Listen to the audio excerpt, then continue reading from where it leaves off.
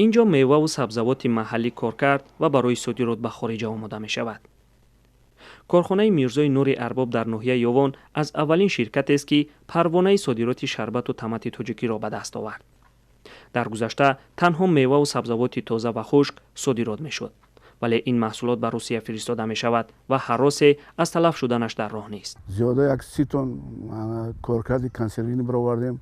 تمت و سوک و ورینی و میخی چهاره ما به خارجی بررسی ارائه کردیم. نصیب باشه آینده ما حرکت کردیم با دیگر زیاد کنیم محصولاتی که تیار میکنیم با دیگه خارجی براریم با دیگه طرف اروپا. این کارخانه میوه و سبزیجات را از 1400 گکتار زمین باغ و پالیزی خود جمع آوری میکند.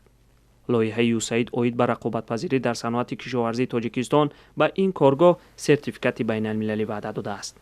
اگر آن را صاحب شوند محصولاتشان به اروپا نیز راه خواهد یافت. نظیره رسولова از جمله 12 زن است که در این کارگاه کار میکند. کاری آنها از بند و بست بنکه‌های شربتی میوه عبارت است. زنکای بسیار خیلی خانشین بسیارند اینجا. می‌خواهیم که همه خیلی‌ها و یا زیاد شوه. مقصد همین زنکای خانشین برآمده کار کنند. کارخانه میرزای نور ارباب در ناحیه یوان از اولی سال تا حال 50 تن محصولات کنسرو شده را به روسیه صادر کرده است. ولایت ختلان سال زیاده از 100,000 تن میوه و سبزیجات را به خارج میبرد. محمود جان رحمتزاده، آزادی، ولایت ختلان.